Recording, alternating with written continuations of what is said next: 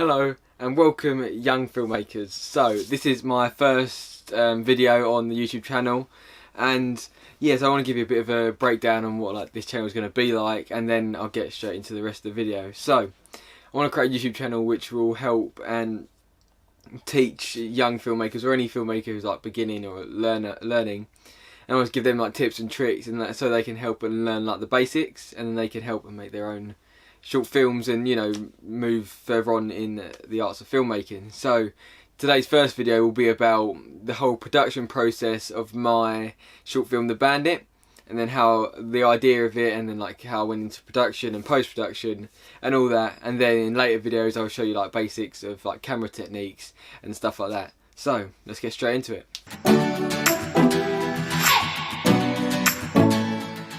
Okay, so first of all I started off with the idea. So yeah, I knew I wanted to do a stop motion car chase for ages, but I didn't have a story or a purpose.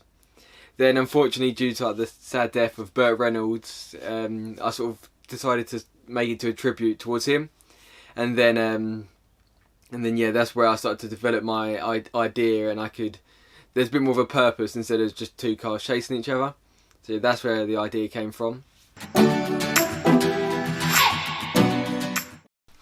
Okay, so the next thing I did was storyboarding. So I'm not the greatest of drawers. I told I can't draw to save my life. So what I did is got a bit of plain paper, just sketched a few shots down until I had a good idea of what I wanted to happen. And then, because I didn't do a script, because it literally had 5 words in, so I just used this storyboard so I can sort of see the basis of the story and what will happen. Obviously, each shot in this storyboard doesn't have to be final. You can, in production, you can, if you think of something better, then obviously do it, but this is just a good place to sort of start off.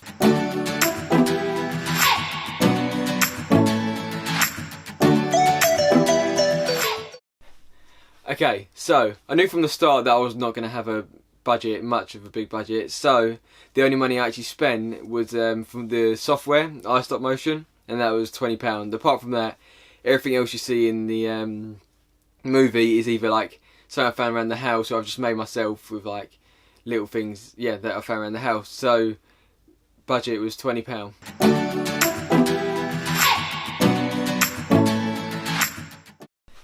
Okay, so before I actually got into the proper production of the film, I made all the backdrops and like the props, and I made sure I had everything just before we went in, and so I knew I was prepared when because I sort of had a date when I was going to start filming, and I worked about a week before getting it all ready, and then I went into production. And then in that week before, I also did a few like checks, and like I did a few test runs or test footage, so I could see that I was going to get the desired look that I sort of wanted, instead of filming it all and then realising, oh, it's not as good as you expected it, because this project took about 5 months, so wasting 5 months is... Okay, so the film is obviously a stop motion, and that meant I had to film it differently to I would if it was like a live action film with obviously real actors and everything. So I decided to film it in this room that I'm in now, where there is no lights or windows. All the lights in here are artificial, therefore I can control the lighting, and therefore everything will look consistent throughout the shoot. If I did it outside, which I was originally going to do, then I would have had stuff like the time of day changing, and therefore between each shot you got bright and then dark, which obviously isn't good for continuity. Then I actually filmed the whole thing just down this one strip of carpet here, which isn't too big, but by using loads of different camera angles and shots and quick shots, you can make it feel a lot bigger than it actually is. And then therefore using stuff like the backdrops and moving it along makes it feel like you have a lot bigger space. And with stop motion you can easily do that, because each frame you're able to change. For the car, when I was moving the cars each time, or any characters or anything, maximum I moved was about 1 inch, because any more it might look a bit too jumpy, and you want to get it as smooth as possible. But if you don't do anything too drastic, you should be okay. So yeah, it's good to decide your frame rate before filming, because it meant that you could see where you want your car to be in a second. So say if you want this car to bend round a corner in a second, obviously you do it in 12 frames, and if you want it to be 2 seconds, 24 frames, and so on. So now I went into post-production now that I finished all my shots and my filming. So in post-production I used stop motion to put all the sequences together, because I felt like it created a good smooth video, whereas I tried to do it in Premiere Pro, it just didn't get the right effect. So in stop motion I created a new file, customised, and set it to 12 frames per second, 1440 by 1081, and set the aspect ratio to 4.4:3. The aspect ratio, when exported, it comes out a bit more like 16:9, but even though it says 4:3, I don't know why that is, but that's how I did it. And then after each file has been exported, I either did it was one shot individually, or exported a sequence altogether if that's how I knew I wanted it to be, and I wasn't going to change it. But if you do it individually, then you've got more flexibility in Premiere Pro, because obviously you can manipulate every single shot by itself. Then I put it all into Premiere Pro, created a new sequence, and then I fitted each shot in as how I wanted it to be, in like the correct order.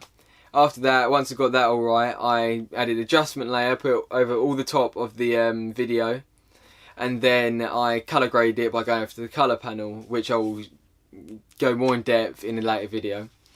And then onto sound.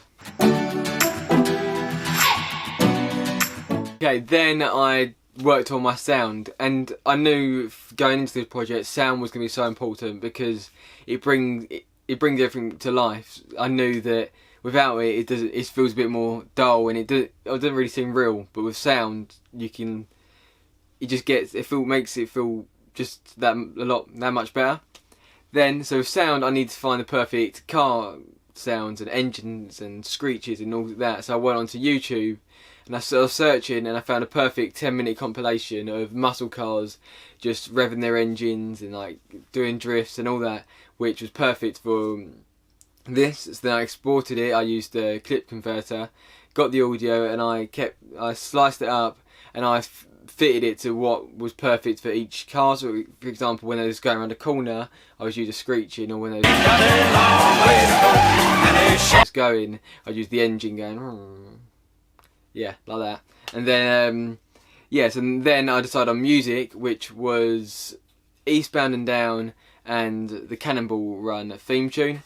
I could have used other like quick paced ones, but I just didn't feel like they fitted the scene and like the atmosphere I wanted to create. But these two, the ones I used, were a lot more cheery and upbeat, which I preferred. Creative, because I think stop motion is a great way for filmmaking, and it just allows people to like sort of create stories which you may not be able to tell if you haven't got much of a big budget like these Hollywood movies. Because I never would have been able to film a car chase or anything in real life, but with stop motion I can create that story and bring it to life with just little cars. And also get creative in the sense, like, use what's around you. Like a lot of people, I showed my movie, like the smoke coming out of the car, and that was just cotton wool.